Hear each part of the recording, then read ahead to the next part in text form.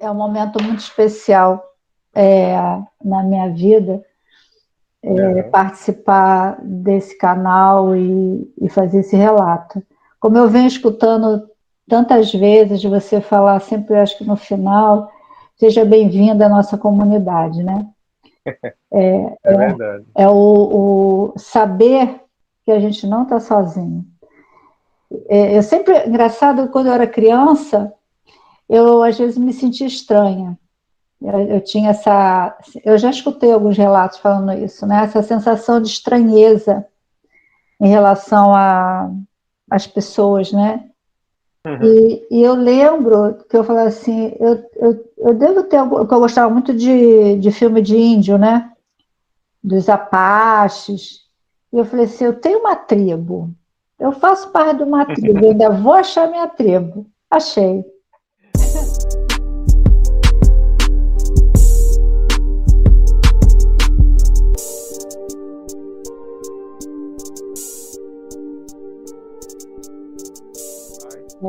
O meu nome é Sônia Jobim,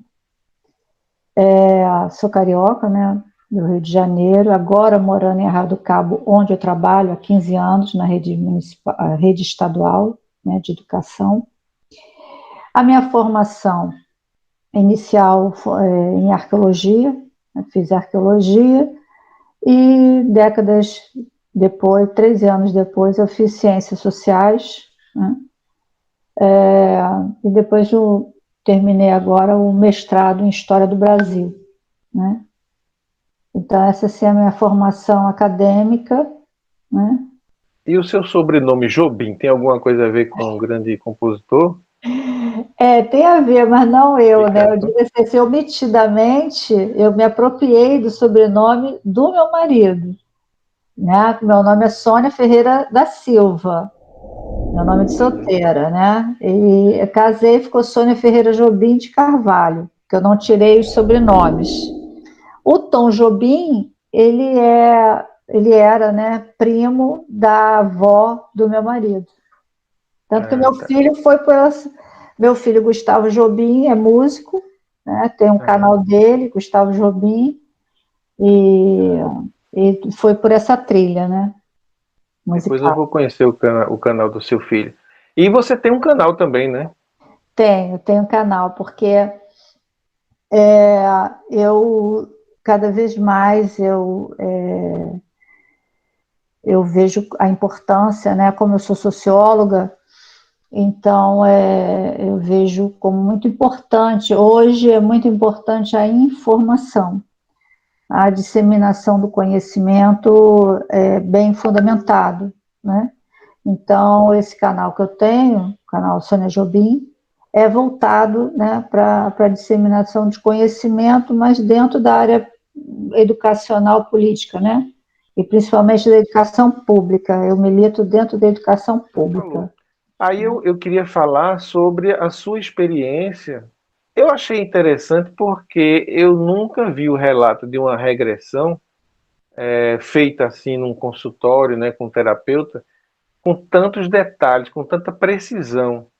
A gente está aqui acostumado a ver relatos de viagens astrais, né, saída do corpo, Uhum. EQM, que é uma forma de viver essa experiência. Mas a experiência que você viveu através de uma regressão de memória, de terapia, é novidade aqui no canal, né? Nunca teve um relato assim. E eu fiquei achando interessante porque é muito detalhado. Aí eu queria saber de você como foi essa experiência e como você chegou a esse nível de detalhe, de consciência de uma lembrança de uma vida passada, né? Na verdade, assim, foi um processo, né? Foi um processo que começou lá pelos, acredito que aos 8 anos, mais ou menos, né? Como eu te falei, eu tinha essa sensação de estranheza, né? E eu comecei a perceber em mim uma saudade, uma angústia. Imagina uma criança, né? Quando começava a chover e dar trovão, relâmpago, eu ia direto para a janela e ficava olhando ali fascinada, né? Mas começava a sentir saudade. De quê? De quê? Não sei, mas é uma saudade de alguma coisa, né? Aqueles trovões, aqueles relâmpagos, despertavam em mim alguma coisa que eu não sabia o que era, né? Eu era muito criança. E sempre, desde criança, sempre fui muito observadora e muito ligada à natureza, né? Mas foram passando os anos, volta e meia tinha aquele sentimento, aquela coisa, né? Eu comecei a fazer desenhos de, de pessoas, e assim eu fui, porque chegou no momento, aos 29 anos, né, já casada, já estava casada, né? E eu falei assim, será que eu tenho algum problema? Porque era tão intenso, sabe? Essas lembranças. Então, eu tenho um livro onde eu desenho a pessoa que eu fui, sabe? O lugar que eu fui. E, recentemente, ontem, eu reencontrei lá no Peru, né? Tem um programa que trabalha com chicanas e que eu vi pela primeira vez a foto do lugar, da entrada do lugar que eu sempre tive na memória desde criança. Quer dizer que você não esteve lá pessoalmente, mas você viu através da TV? Assim, primeiro, vamos lá, né, porque se não perder o fio. Então, aos 29 anos, né, eu queria saber o que estava acontecendo dentro de mim, por que eu estava tendo essas lembranças, né? Essa personagem que vinha, e aí eu fiz várias sessões com a Ida Rossi, relembrei esse lugar, a pessoa que eu fui, inclusive nessa regressão, eu tive a certeza de que eu fui fazer arqueologia para tentar achar o lugar, né? Então, eu sempre quis fazer arqueologia desde os 11 anos.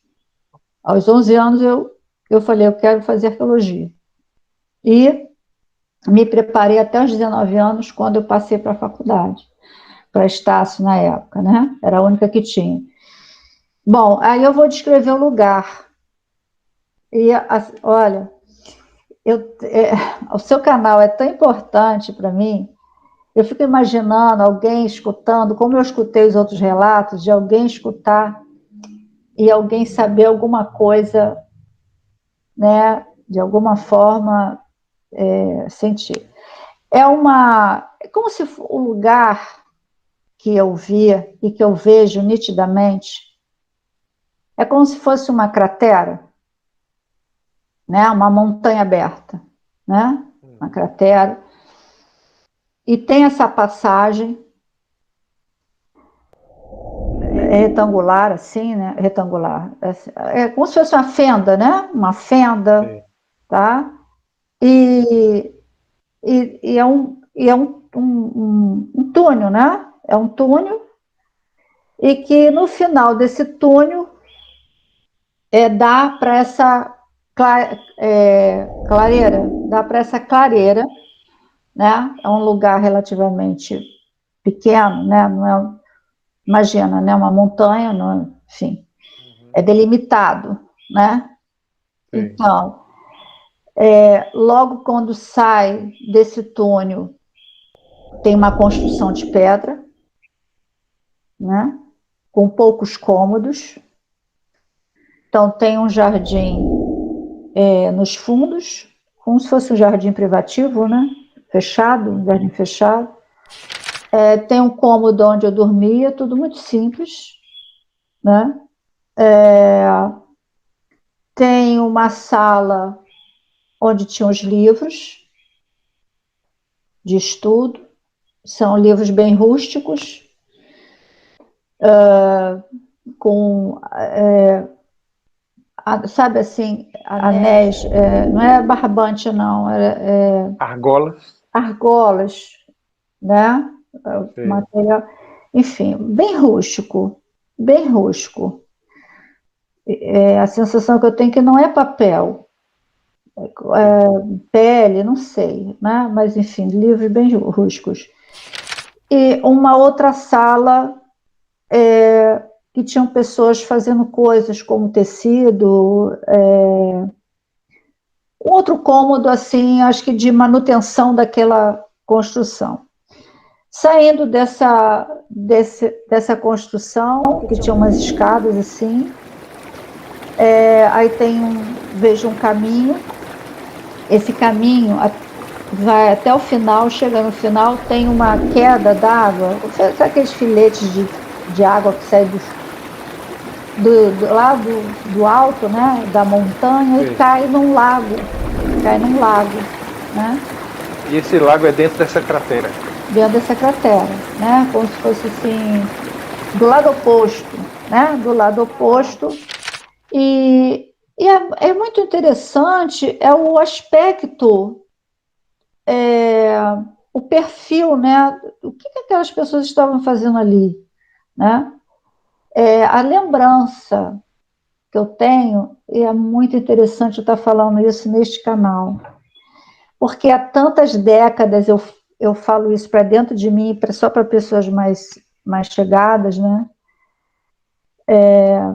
Porque eu falei assim, isso é verdade? Não é? Como é que é isso? Mesmo que tenha vindo essa memória na regressão, né? Agora, por que isso? Para que isso? Não sei. Que tipo de... Qual era a função desse lugar e qual era o objetivo de estar trabalhando aquela criança, né?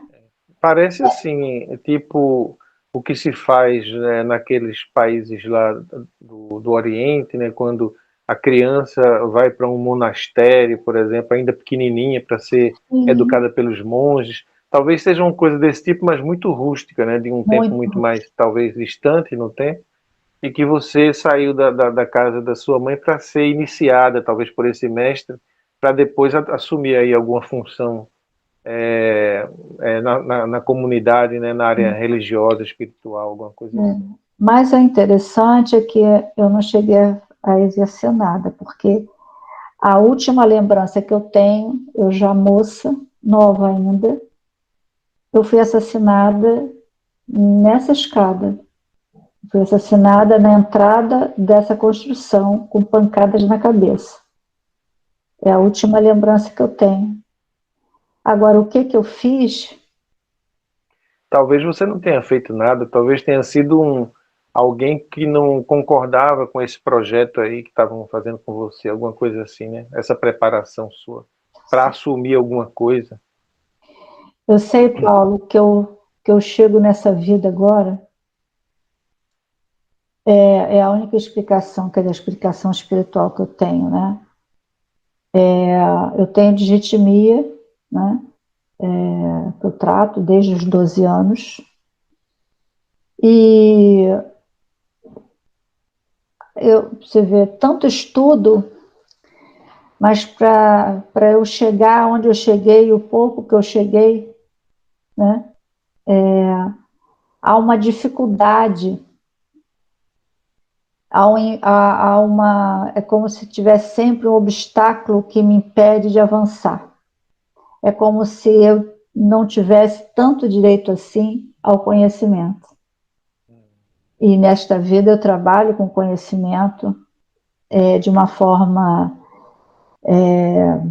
muito forte. Eu estava falando isso com uma colega minha que é coordenadora pedagógica, que eu vejo como uma missão. Então, eu chego a ser desagradável no sentido de defesa, e principalmente quando as coisas estão relacionadas à juventude, à população de baixa renda, né, que é o nosso público que a gente trabalha, né? E isso, eu falei assim, meu Deus, né? Às vezes eu falei assim, às vezes eu queria fugir disso. Eu queria ser como todo mundo, tipo assim, sem esses compromissos.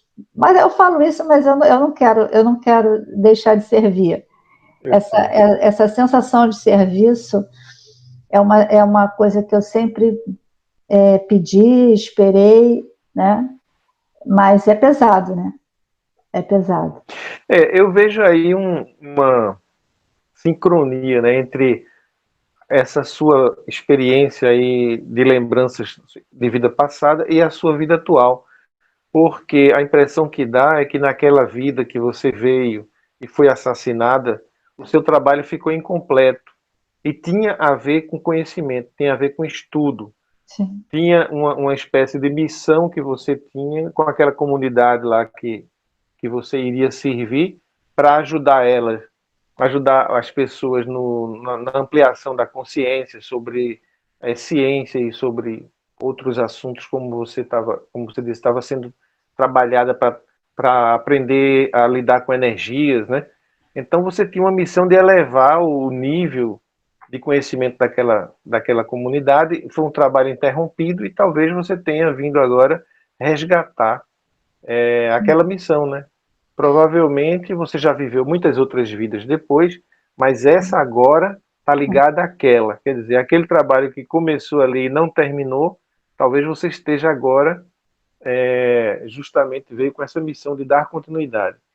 E essa sensação que você tem de prazer, de perspectiva, de estar aqui no canal agora falando para o mundo inteiro, né? Porque esse canal é visto em todos os continentes, tem pessoas de muitos países, brasileiros, alguns de língua que também são de língua portuguesa, de países que se fala português, e muitos que são brasileiros ou portugueses que moram em outros países. Eles assistem. Então, talvez essa sensação de que você agora está tendo a oportunidade, né, de falar isso para de uma forma mais ampla, né? Eu acho que tem tudo a ver. Esse tipo de lembrança que você teve, esse tipo de lembrança, não, esse tipo de procedimento, foi só um relaxamento, digamos, você continuou consciente de que estava no consultório, estava sendo acompanhada, ou você foi uma espécie de hipnose, que você perdeu a consciência e Não, entrou no outro? não. Ela trabalhava muito bem. Acredito eu que ela já é falecida, eu perdi o contato com a Ida, nessa época eu tinha 29 anos, ela estava com seus 70. Estou com 62, né? Então, Ela está nos vendo agora de outro plano, mas não deixa de estar. Ela era muito dedicada, ela tinha uns caderninhos onde ela fazia anotação, ela tinha uma salinha com uma poltrona reclinável, então eu deitava nessa poltrona reclinável e ela colocava uma colcha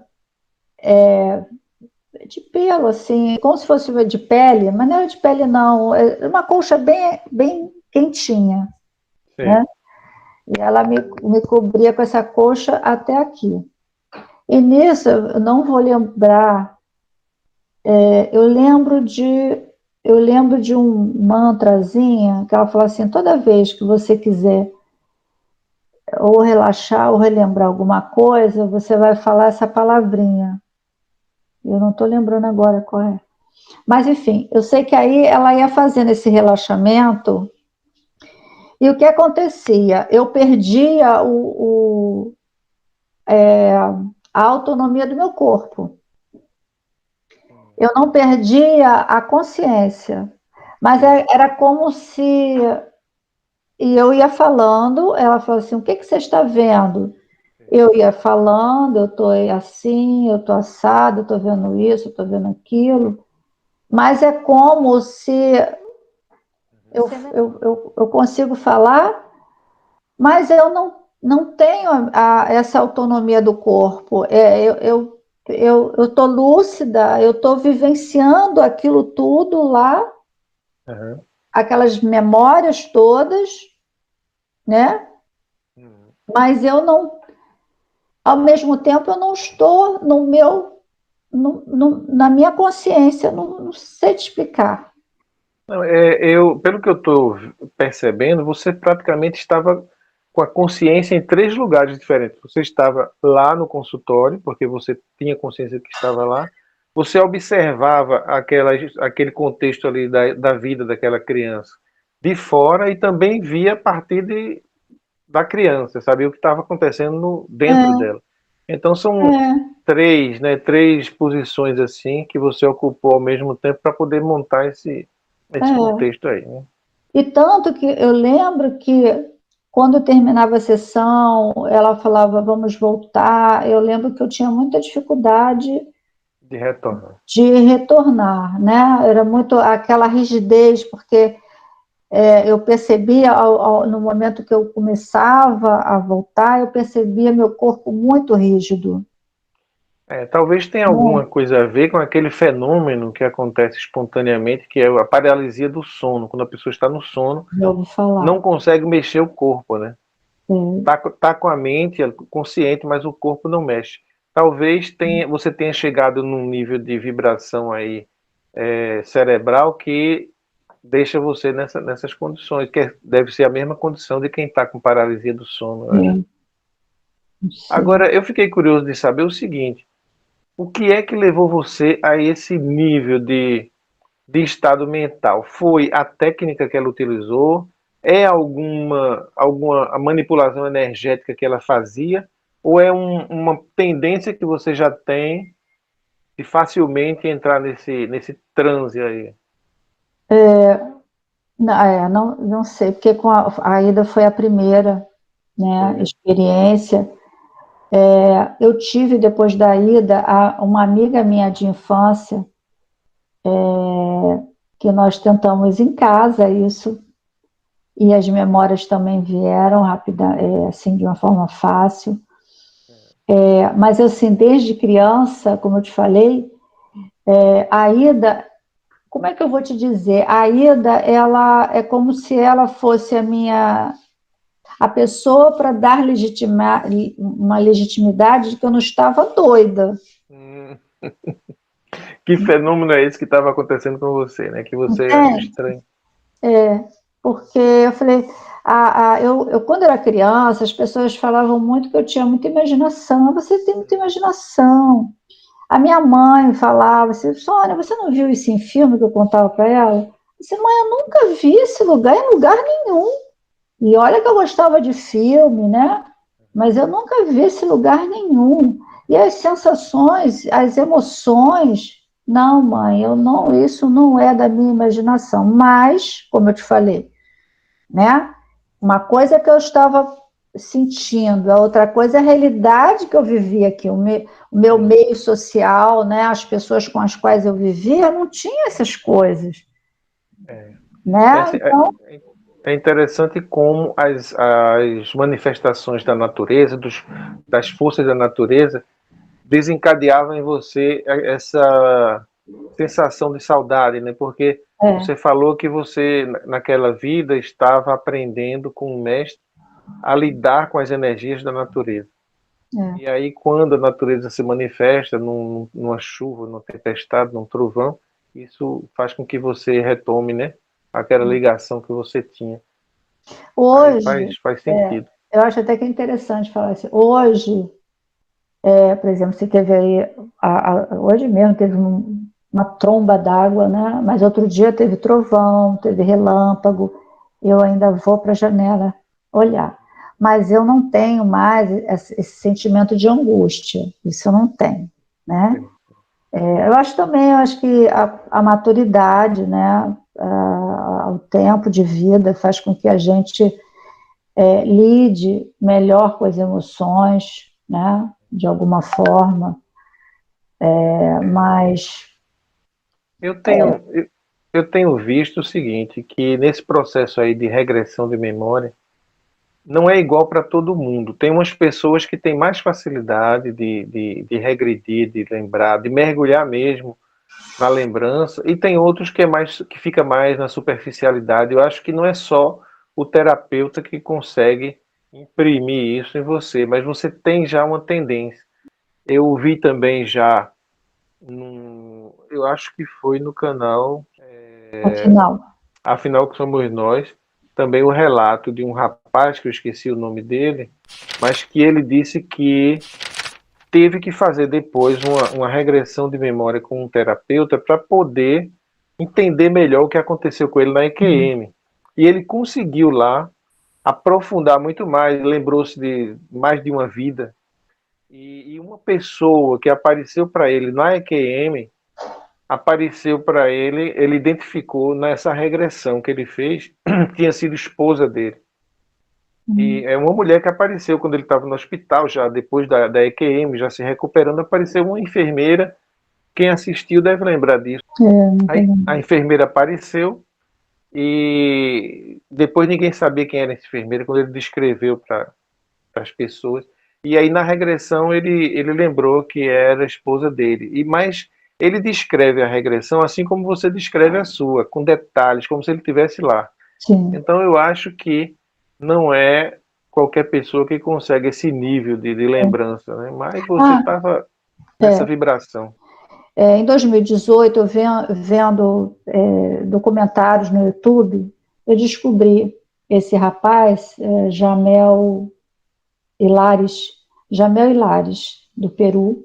Ele é guia turístico. E ele tem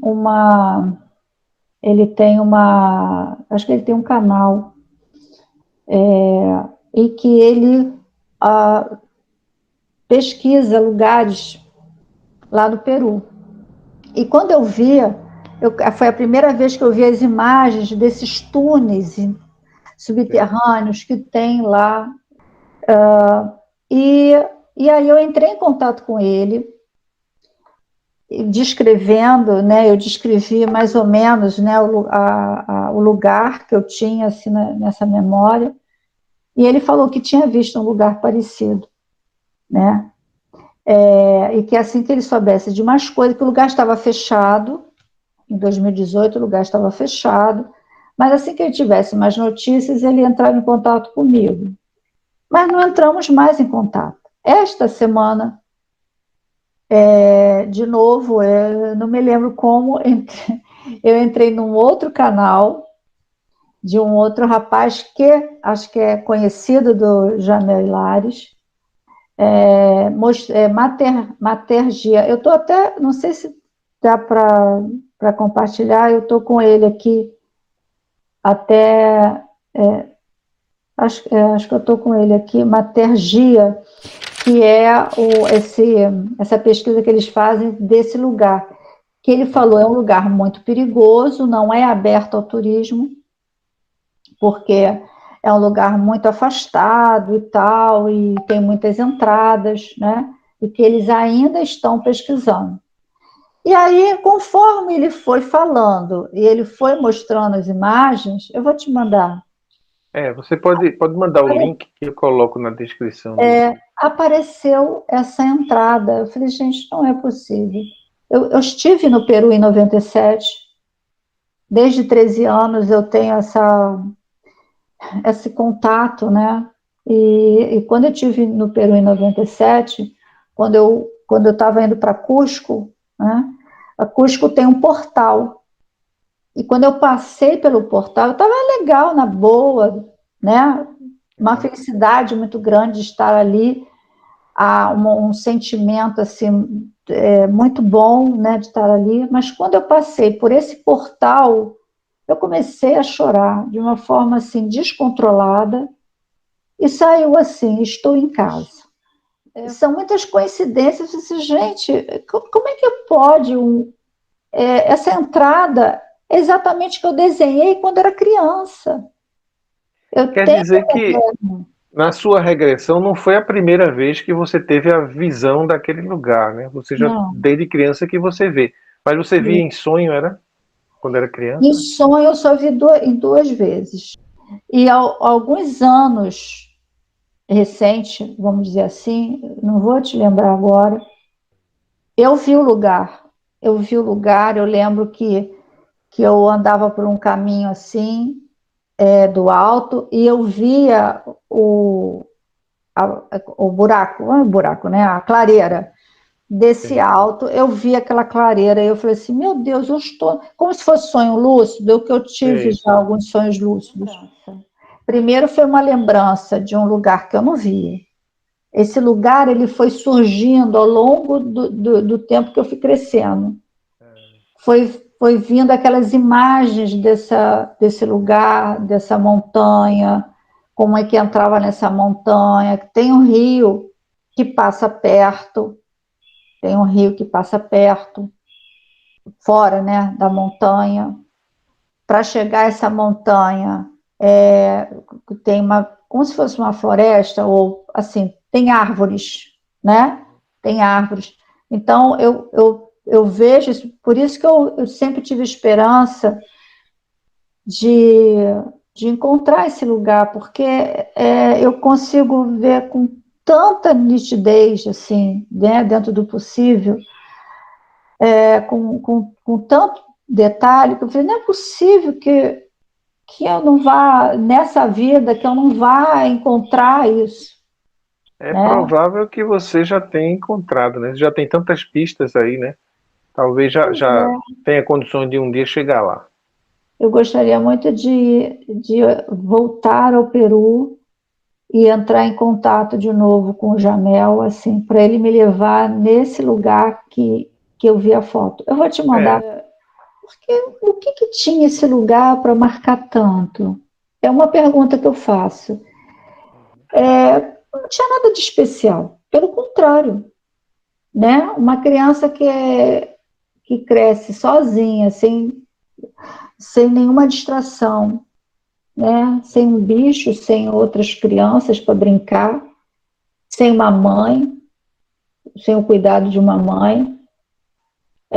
Por que essa vida me marcou tanto, essa lembrança me marca tanto? Bom, se é verdade, né, que quando a gente vem para esse mundo encarnar, a gente faz um planejamento antes e a gente tem metas a alcançar, a gente tem propósitos para cumprir, é provável que essa criança tenha feito essa escolha de ser preparada daquela forma para cumprir uma determinada missão, um determinado propósito. E não foi por acaso que ela foi tirada da casa dela, que foi levada para esse lugar, e não foi por acaso que ela se conectou com tudo isso, apesar do sofrimento, né, que ela tinha. Então é provável que você tenha, antes de vir agora para essa existência, ter feito essa programação de resgatar aquele trabalho, e tanto que você trabalha com isso, né? Você procura desenvolver conhecimento nessa área que você... E agora você está sentindo essa conexão aí através desse relato que você está fazendo. Então eu acho que tem tudo a ver, sua vida com a daquela criança e com a programação que a gente faz quando vem para cá.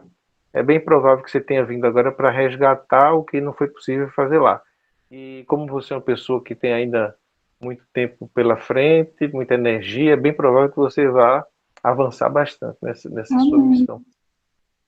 E quem sabe, através desse relato aqui no nosso canal, você já ganha aí um impulso também, porque outras pessoas vão lhe conhecer, vão procurar seu canal, vão se conectar com você. E pode ser que seja aí mais um caminho que você está, uma porta que está se abrindo, né? Esse é o meu Para grande você sonho. cumprir aí sua missão.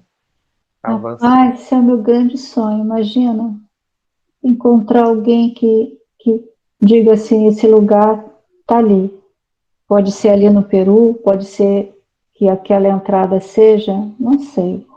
Mas é um sonho de uma vida inteira, sabe? De uma vida inteira. E essa conexão com a natureza, com as forças da natureza, é muito importante também, né? Eu também tenho uma conexão muito grande com a água, por exemplo, e com todas as manifestações da água. Agora há pouco mesmo, aqui em Campina Grande, essa época faz muito calor, né? Depois do almoço eu tomei um banho e sempre que eu vou entrar embaixo do chuveiro, eu reverencio a água, agradeço a ela por aquela oportunidade que ela vai me é natural, proporcionar. é natural essa reverência. Quer dizer, hoje em dia é mais consciente, né? Mas Sim. a atração por água e o prazer de estar perto da água sempre existiu. Então eu adoro tomar banho de rio. E se for assim, água da natureza, ainda para mim é outra coisa. A piscina, por exemplo, mergulhar na piscina é bom, eu estou em contato com a água. Mas eu gosto de mergulhar num rio. Por exemplo, eu fiz uma visita há uns 5 anos atrás lá na Chapada Diamantina, onde tem muita água, né? Conheci muitas cachoeiras. Nossa, adoro. Aquele lugar onde, lugares como esse que você descreveu, que a água cai e ao longo de milhões de anos ela cava um poço, né? Isso. Então, lá na Chapada Diamantina tem um poço chamado a Cachoeira do Buracão. Essa daí foi bem radical, porque é uma cachoeira gigantesca, com um volume gigantesco de água, que cai num buraco que ela mesma cavou ao longo dos milhares de anos, né? E provoca uma verdadeira tempestade dentro desse buraco, porque à medida que a água cai, o ar sobe, e sobe com aqueles resquícios. Então, inclusive eu gravei, eu estava com o celular, que eu tinha uma capa que podia gravar com água, e eu tenho, num outro canal que eu tenho privado, eu tenho ainda as imagens. Parece que eu estava num daqueles filmes assim de tempestade em alto mar. Agora eu tive medo porque a violência da água é muito grande, a profundidade enorme. Eu mergulhava ali dentro e, por graças a Deus, ter saído bem sem dificuldade, mas foi um prazer enorme. Assim, é como se eu tivesse mergulhado no seio da minha mãe de novo, no ventre da minha mãe. Essas sensações que eu digo para você, assim, por que, né? Assim, você poderia gostar de água, você poderia se sentir muito bem, né? Mas é mais que isso, não é? É uma sensação maior, né? É uma sensação de unidade, de familiaridade, de pertencimento, né? Que a gente tem, é uma coisa fantástica. Eu, assim, a minha base é a floresta. Há muitos anos eu não ando na floresta. E eu percebi, agora que eu estou resgatando um pouquinho, eu percebi como é que eu vou te dizer? Não tem fraqueza muscular? Eu percebi uma fraqueza da energia, como se minha energia enfraquecesse. Porque eu acredito nos elementais, eu nunca vi, mas eu tenho essa percepção de que esses seres existem. Então, toda vez que eu fui para a floresta, e eu, assim, às vezes eu estava assim, meio agitada, assim, internamente, né? Meio angustiada, eu pegava o carro, ia para um dos parques, né? Quando eu falo floresta também, não é floresta, porque eu nunca tive assim. Não é floresta virgem, não, né? Não, eu nunca tive essa oportunidade. Então, eu ia para os parques, né? Aqui no Rio de Janeiro, a gente conta com muitos parques, e onde eu tivesse árvore, né? Então, eu abraçava a árvore. E nisso, quando eu começava a caminhar por aquelas árvores ali, as trilhas, né? A terra, sabe? É como se minha energia melhorava. Entende? Isso tem muito a ver com cada pessoa, né? Um tem mais afinidade com a água, um com a terra, outro com o sol. Meu pai, por exemplo, meu pai não sente calor. Ele é capaz de dormir num lugar como Recife, que ele mora em Recife, e sem ar-condicionado, sem ventilador, e não sente calor. Aí quando vai para o sol, assim, no sertão pernambucano, que é muito quente, ele sente o prazer de estar sendo ali, sentindo aquele calor, né? Interessante. Do sol. Então é aquela afinidade com o fogo. Sim. Eu com a água, você com a terra. São elementos da natureza com os quais a gente se identifica. Agora, por que eu não sei, né? Mas são todos fontes de energia. Eu agora, aqui em Arraial, que eu voltei a morar em casa, porque eu morei em apartamento muitos anos, né? Então, estou morando em casa, e aí 9 gatos, um cachorro idoso e muitas plantas. Eu e meu marido, a gente está botando assim muita planta. E nessa coisa que eu comecei a trazer as plantas para cá, né? Eu estou sentindo que a minha energia está melhorando. É uma coisa interessante. Como cuidar das plantas, como ter as plantas. Eu estou falando com você, eu estou vendo minhas plantinhas aqui, né?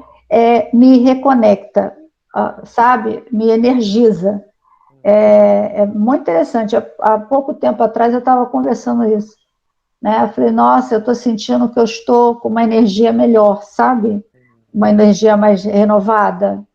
E eu acredito isso às plantas, quando eu comecei a trazer as plantas para cá. E cuidar dos meus bichinhos, né?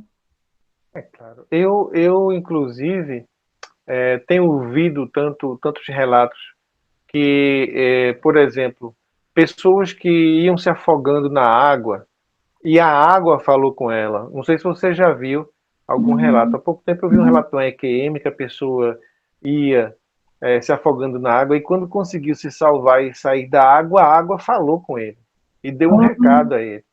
Então, eu vi que a água tem um espírito. E há poucos dias eu vi um relato de uma EQM em que a pessoa falou uma coisa para mim inédita. Ela disse assim: eu descobri que as ideias têm vida própria e podem falar com a gente. Então, ela lá do outro lado, quando ela estava na EQM, ela tinha um plano na vida dela e esse plano conversou com ela e disse: vá, você precisa realizar isso. Você precisa realizar isso porque eu sou essa ideia. Quer dizer, eu Nossa, acho, sabe, agora você me que pegou. Gente, a gente tem que ampliar a nossa consciência ao ponto de saber que a consciência divina, ela não tem limite. Ela está em tudo. Ela está em toda parte. Se eu quiser conversar com a árvore, conversar com uma planta, com um gatinho, com um animal, com o sol, com a água. É por isso que hoje eu falo com a água, né? Eu sim. converso com a água, reverencio a ela e sei que a gente pode conversar com tudo. Inclusive com as ideias, digamos, a ideia de você ir para o Peru e conhecer aquele lugar. Essa ideia tem vida, é uma energia viva. E ela está lhe puxando para lá. Pode ser até que você não vá, mas ela está lhe puxando. Uhum. Você está sentindo isso. Então você pode se conectar com essa ideia e conversar com ela. Eu aprendi isso e achei fantástico, porque Fantástico. de repente a gente agora não está mais só, de jeito nenhum. Inclusive eu vi uma história de uma vez de isso aí é uma história que se conta, né? Que um homem sábio vivia numa floresta sozinho. Ele morava sozinho numa casinha na floresta. E todos os dias ele saía para caminhar, ele dançava no meio das árvores, das plantas, em comunhão com elas.